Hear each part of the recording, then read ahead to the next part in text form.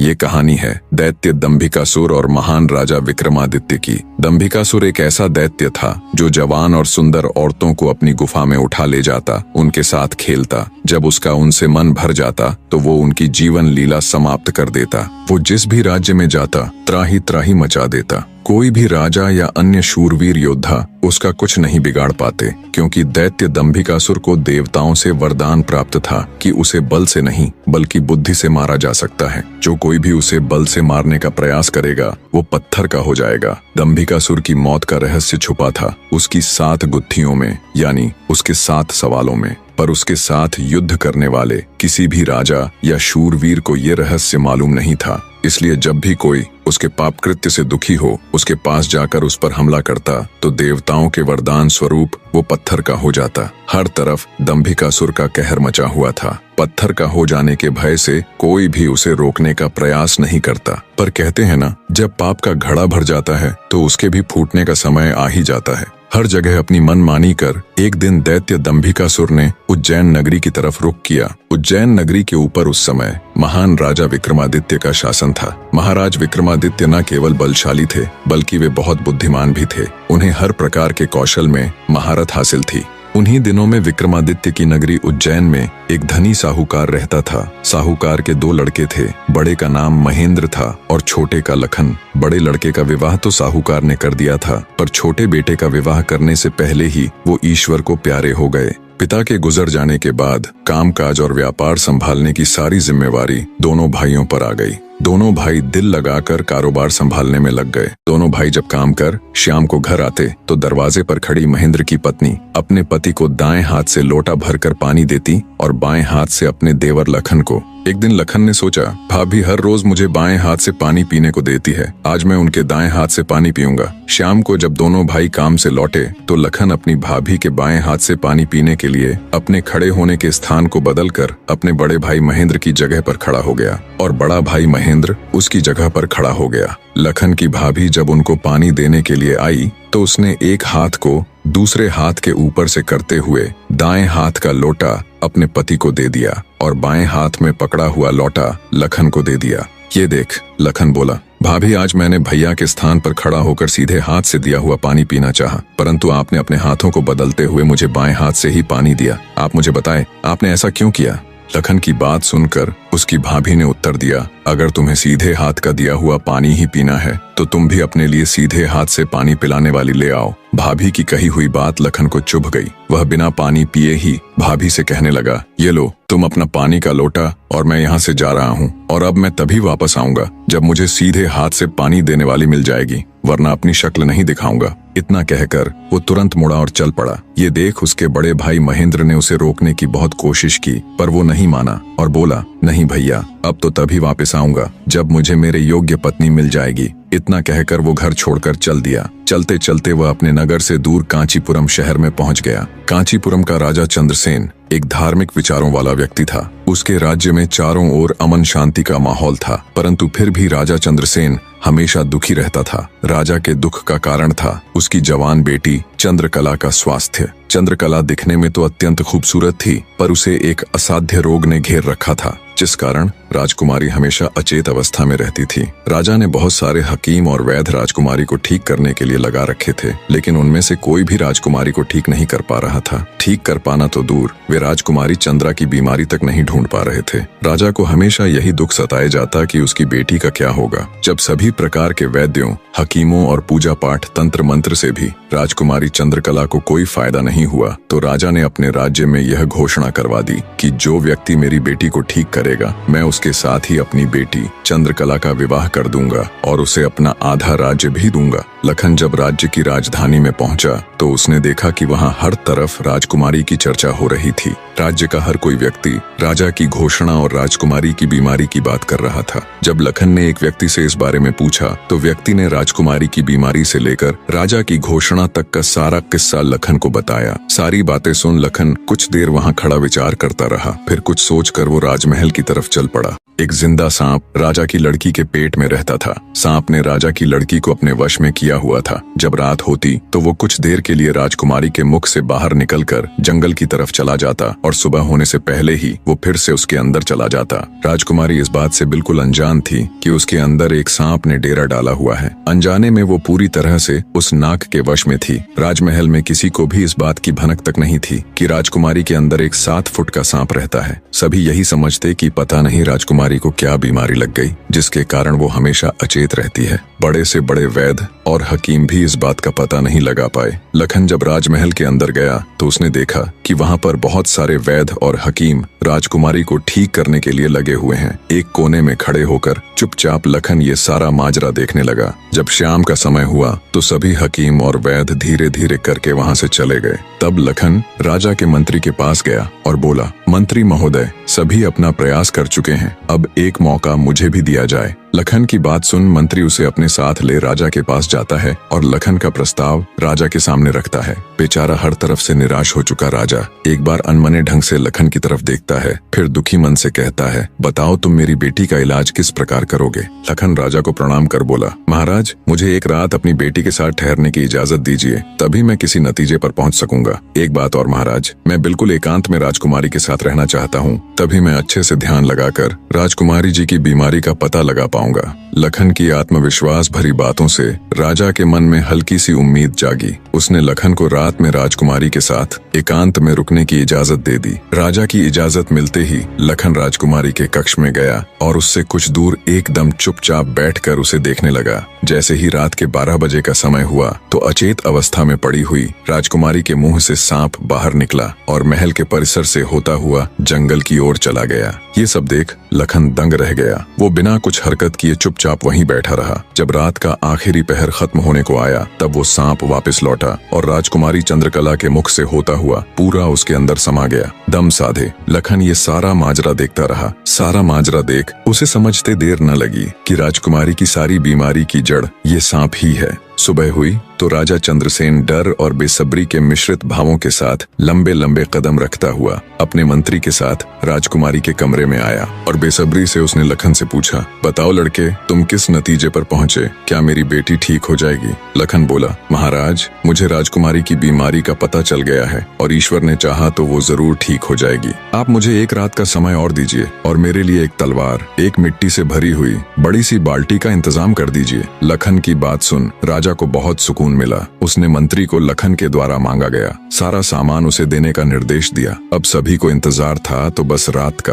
राजकुमारी को सांप के चंगुल से मुक्त कराने के लिए लखन रात्रि के आने का बेसब्री से इंतजार कर रहा था। पूरी तैयारी के साथ हाथ में धार धार तलवार लिए लखन राजकुमारी की ओर निगाहें गढ़ाकर उससे कुछ दूरी पर बैठ गया। जैसे ही राजमहल के घड़े ने रात्रि के 12 बजे का घंटा बजाया, वैसे ही फुंफकारता हुआ सांप राजकुमारी के मुख से निकला तो उसके इंतजार में बैठे लखन ने अपनी धार धार तलवार से उस पर तेजी से ऐसा वार किया कि तुरंत सांप 2 टुकड़ों में जमीन पर बिखर गया। लखन ने सांप के दोनों टुकड़ों को उठाकर रेत से भरी बाल्टी के अंदर दबा दिया और सुबह होने से पहले ही बाल्टी समेत मृत सर्प को जंगल में ले जाकर उसे आग के हवाले कर दिया और वापस राजमहल लौट आया। तब तक सुबह होने का समय भी करीब हो चला था। राजमहल जब लखन ने राजकुमारी चंद्रकला को जगाया तो हमेशा अचेत अवस्था में रहने वाली राजकन्या तुरंत उठकर बैठ गई, क्योंकि अब उसके अंदर से वो सर्प निकल चुका था तो उसका प्रभाव भी खत्म हो चुका था। राजकुमारी उठते ही हैरान थी। उसे ऐसा लग रहा था जैसे पता नहीं वो कितने सालों से नींद में थी। जब लखन ने राजकुमारी से उसके स्वास्थ्य के बारे में पूछा तो अचंभित राजकुमारी ने अपने आप को बिल्कुल ठीक बताया। तब तक सुबह भी हो चुकी थी। उधर राजा भी पूरी रात सोया नहीं था। उसे बस इंतजार था तो सुबह का। जैसे ही सुबह हुई राजा बेसब्री से भागा भागा राजकुमारी के कक्ष में आया। जब उसने बिल्कुल सही सलामत अपनी बेटी को बैठे और बात करते पाया तो उसकी खुशी का ठिकाना ना रहा। आंखों में अश्रु लिए राजा ने तुरंत अपनी लाडली बेटी को गले लगा लिया। भरे हृदय से राजा ने हाथ जोड़कर लखन का शुक्रिया अदा किया और अपनी शर्त के अनुसार राजकुमारी चंद्रकला का विवाह लखन के साथ कर दिया। जब राजा ने लखन को अपना आधा राज्यपाट देना चाहा तो लखन ने राज्य लेने से साफ मना कर दिया। ऐसा स्वाभिमानी दामाद पाकर राजा चंद्र इंद्रसेन खुशी से फूला नहीं समाया। उसने खुशी खुशी बहुत सारा धन देकर अपनी बेटी चंद्रकला को लखन के साथ विदा कर दिया। जब राजकुमारी चंद्रकला को ले लखन अपने राज्य उज्जैन नगरी पहुंचा तो उसकी भाभी समेत पूरे परिवार ने उन दोनों का हार्दिक स्वागत किया। लखन खुशी खुशी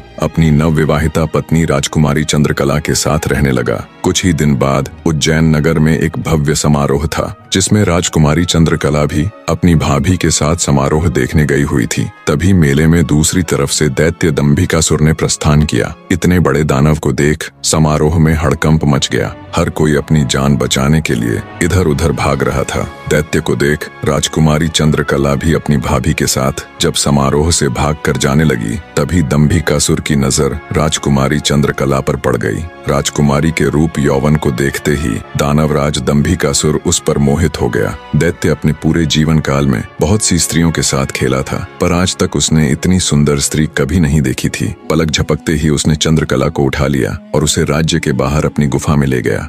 राजकुमारी चंद्रकला का रो रो कर बुरा हाल था। उस बेचारी की तो किस्मत ही खोटी थी। कितने सालों तक वो उस नाग के चंगुल में फंसी रही। कुछ ही दिन पहले नाग से आजाद हुई थी। सोचा अब जिंदगी अच्छे से गुजरेगी, पर अब दैत्य दंभिकासुर ने उसे अपनी गुफा में ला पटका। न तो उसके आंसू रुकने का नाम ले रहे थे और न वो किस्मत को कोसने से। उसकी मनमोहक सुंदरता से अभिभूत दैत्य ने उसके साथ किसी प्रकार का बल प्रयोग नहीं किया। वह उस अद्भुत नारी को जबरदस्ती नहीं बल्कि उसकी सहमति से प्राप्त करना चाहता था। दंभिकासुर ने राजकुमारी से कहा, या तो तू अपनी मर्जी से मेरे साथ रहने के लिए सहमत हो जा, अन्यथा आजीवन तू ऐसे ही मेरी कैद में सड़ती रहेगी। दैत्य की बात सुन राजकुमारी चंद्रकला गुस्से से रोती हुई बोली, मैं तुम्हारे साथ रहने से पहले मरना पसंद करूंगी, और अगर तुम ये सोचते हो कि तुम मुझे यहाँ उठा लाए तो मैं तुम्हारी हो गई तो ये तुम्हारी सबसे बड़ी भूल है। मेरा पति मुझे ढूंढते हुए यहाँ जरूर आएगा और वो तुझे छोड़ेगा नहीं। राजकुमारी की बात सुन दंभिकासुर घिनौनी हंसी हंसते हुए बोला,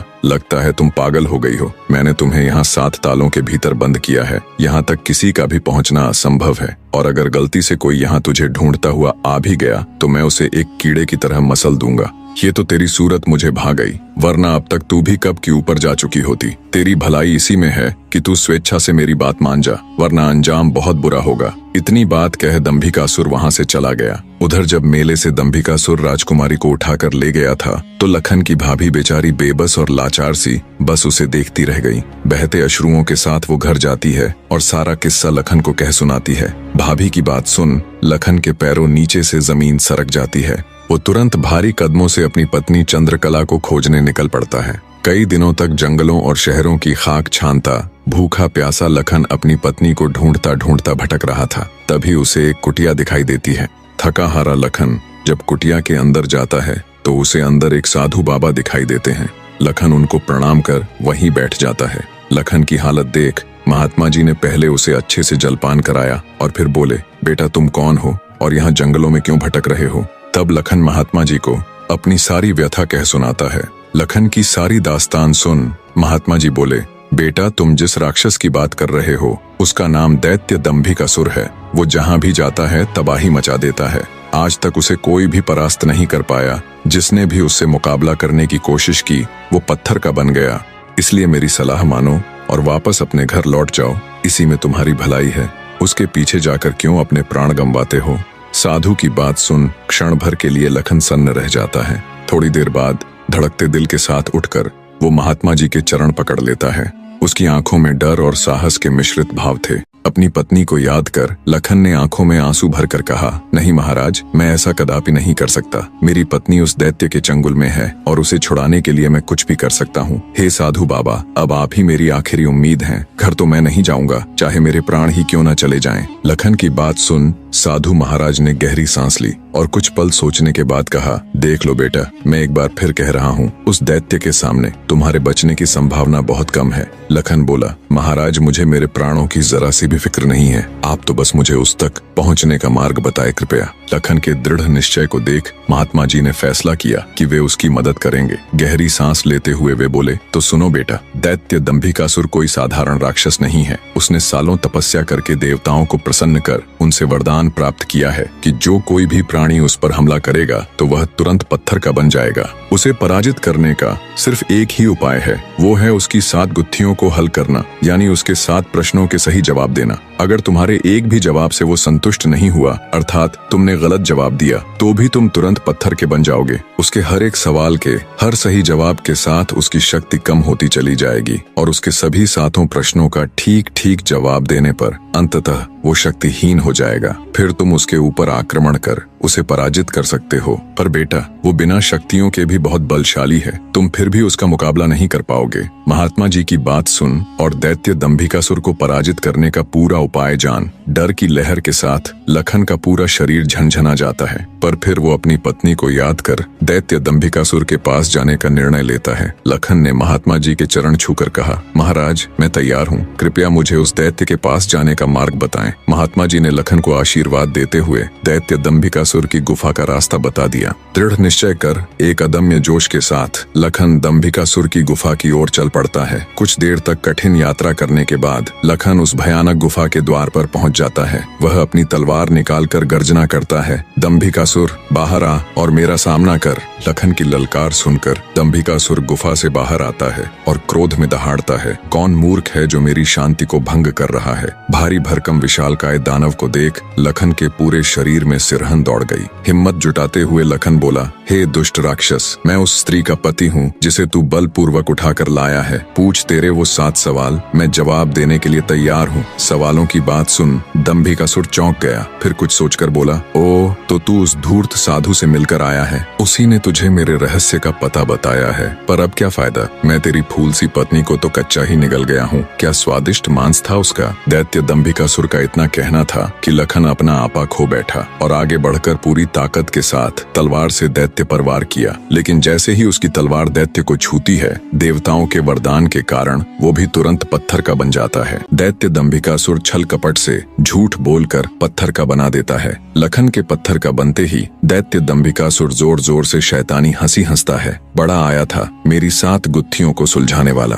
उसकी शैतानी हंसी से सारी वादियां दहल उठती हैं। घिनौनी हंसी हंसता हुआ दंभिकासुर अपनी गुफा में जाता है और राजकुमारी चंद्रकला से कहता है, एक कीड़ा आया था बाहर, कह रहा था तुम्हारा पति है। तुम तो बड़े बड़े दावे कर रही थी कि मेरे पति को जब मालूम चलेगा तो वो मुझे छोड़ेगा नहीं। अरे उसे मसलने के लिए तो मुझे अपने हाथों की भी जरूरत नहीं पड़ी, एक छोटे से झूठ से ही विचलित हो मिट्टी में मिल गया। इतना कह दानव जोर जोर से हंसता है। दंभिकासुर की बात सुन राजकुमारी चंद्रकला एकदम सन्न रह जाती है, मानो उसके शरीर में प्राण ही न हो। कुछ देर बाद जब थोड़ा होश संभाला तो रोती गिड़गिड़ाती हुई राजकुमारी बोली, दुष्ट दानव, क्या किया तूने मेरे पति के साथ। ऐसा नहीं हो सकता, मेरा पति नहीं मर सकता, कह दे कि तूने मुझसे झूठ कहा है। राजकुमारी चंद्रकला की बात सुन दंभिकासुर बोला, मूर्ख स्त्री, तूने मुझे समझ क्या रखा है कि तेरा वो कीड़ा पति मुझे मारेगा। अरे पागल औरत, मैं अमर हूँ, मेरा कोई कुछ नहीं बिगाड़ सकता, मुझे देवताओं से वरदान मिला है। इतना कह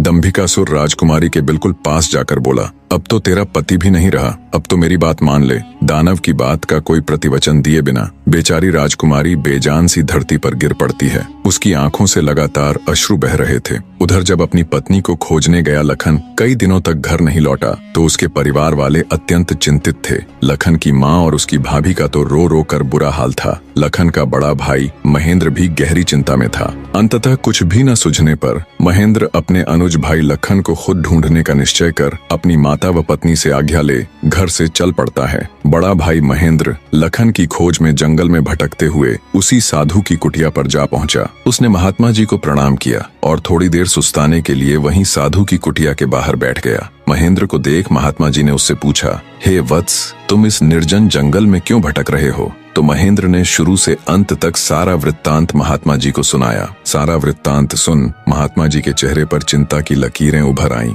उन्हें इस प्रकार विचार मग्न देख महेंद्र ने पूछा, हे महाराज, मेरी बात सुनकर आप किन विचारों में खो गए और आपके चेहरे पर ये चिंता की लकीरें मैं साफ देख सकता हूँ। इसका क्या कारण है गुरुजी? महात्मा जी ने गंभीर स्वर में कहा, हे वत्स, मैं तेरे भाई लखन को जानता हूँ। वह भी मेरे पास आया था और उसने मुझे सारा वृत्तांत सुनाया था कि कैसे वह राक्षस उसकी पत्नी को उठा ले गया। महात्मा जी की बात सुनकर महेंद्र एकदम स्तब्ध रह गया। उसकी आंखों में आश्चर्य और चिंता के भाव उभर आए। महेंद्र बोला, तो कहाँ है मेरा अनुज महाराज? वो ठीक तो है, वो घर क्यों नहीं लौट रहा? हे महाराज, कृपया जल्दी से मुझे बताएं, मुझसे सब्र नहीं हो रहा। जब महेंद्र अपने छोटे भाई लखन के बारे में साधु महाराज से पूछता है तो साधु जी लखन के उनके पास आने से लेकर दैत्य दंभिकासुर के पास जाने तक का सारा वृतांत कह सुनाते हैं। सारी बात सुन महेंद्र महात्मा जी के चरण पकड़ लेता है और कहता है, हे साधु महाराज, आप तो सर्वज्ञानी हैं। जब आपको दैत्य दंभिकासुर के रहस्य के बारे में पता था तो अवश्य आप ये भी जानते होंगे कि लखन का यहाँ से जाने के बाद क्या हुआ। हे महाराज, कृपया मुझे बताए कि आगे क्या हुआ। तब साधु बाबा गंभीर स्वर में बोले,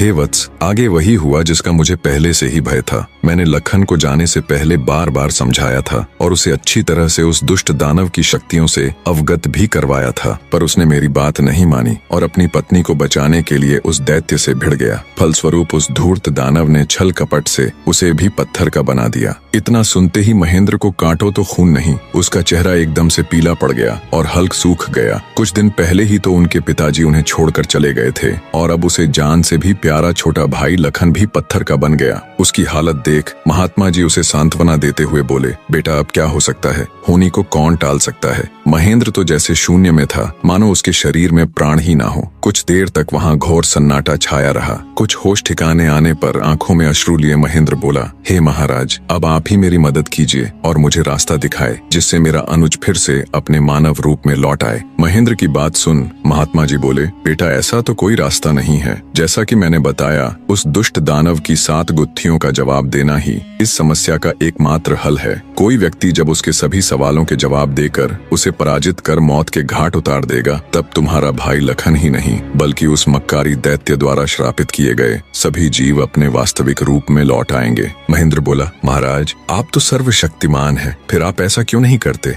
महेंद्र की बात सुन महात्मा जी बोले, बेटा बेशक मैं उस पापी दानव के सभी सवालों का जवाब दे सकता हूँ, पर मेरी भी कुछ सीमाएं हैं जिन्हें मैं चाह कर भी नहीं लांघ सकता। इतना कह साधु महाराज चुप हो जाते हैं। तब महेंद्र बोला, ठीक है महाराज, तो फिर मैं खुद जाऊंगा अपने अनुज को बचाने और उस दुष्ट दैत्य के सवालों का जवाब देने। महेंद्र की बात सुन महात्मा बोले, बेटा तुम भी उसका कुछ नहीं कर पाओगे। फलत अपने भाई की तरह उसके जाल में फंसकर पत्थर के बन जाओगे। फिर भी अगर तुम जाने का निश्चय कर ही चुके हो तो एक बात का ध्यान रखना, वो दुष्ट तुम्हें भटकाने की कोशिश करेगा। उसकी बातों पर कोई भी प्रतिक्रिया दिए बिना सीधे उससे बस उसके सवाल पूछना। साधु महाराज के निर्देश सुन महेंद्र जी महाराज कह साधु से विदाई लेकर दैत्य दंभिकासुर की गुफा की ओर चल देता है। कठिन यात्रा करने के पश्चात महेंद्र उस भयानक गुफा के द्वार पर पहुंच जाता है और दैत्य दंभिकासुर को पुकारता है, हे दुष्ट दानव, बाहर आ, मैं आज तेरे सभी सवालों के जवाब दे तेरा काम तमाम कर दूंगा। महेंद्र की बातें जब दंभिकासुर सुनता है, गुस्से से लाल पीला हो दंभिकासुर गुफा से बाहर आकर दहाड़ने लगा। अब कौन मूर्ख मेरे हाथों से मरने आया है। उसकी दहाड़ इतनी शक्तिशाली थी कि पूरा जंगल थर्रा उठा। महेंद्र ने भी जब दैत्य के विकराल रूप को देखा तो क्षण भर के लिए तो वो भी ठिठका, पर फिर गुस्से से गर्जना करते हुए बोला, तो तू है वो दुष्ट राक्षस जिसने मेरे भ्राता की धर्मपत्नी का हरण किया और मेरे अनुज को पत्थर का बना दिया। दुष्ट दानव, आज तेरा अंत निश्चित है। पूछ फरेबी राक्षस, कौन से हैं तेरे वो 7 सवाल, मैं भी तो जानूं। दंभिकासुर घिनौनी हंसी हंसते हुए बोला, ओह, तो तू उस निकम्मे कीड़े का भाई है जो मेरे शाप की भेंट चढ़ गया। लगता है तेरा भी जीने से मन भर गया, जो तू सब जानते हुए भी यहाँ आया। महेंद्र क्रोध से दांत पीसते हुए बोला, घिनौने राक्षस, बातों में वक्त जाया मत कर। मैं तेरी बातों में आने वाला नहीं हूँ। जल्दी से पूछ तेरे वो सवाल, नहीं तो मैं तुझे इसी क्षण यमलोक पहुंचा दूंगा। ये सुन दंभिकासुर घिनौनी हंसी हंसकर नृत्य करते हुए बोला, सुन मूर्ख, मैंने तेरे भाई की पत्नी के साथ खूब विहार किया और जब मेरी इच्छा पूर्ण हुई तो उसके मांसल शरीर को कच्चा ही भक्षण कर लिया। क्या स्वादिष्ट मांस था उसका। अब तेरी बारी है,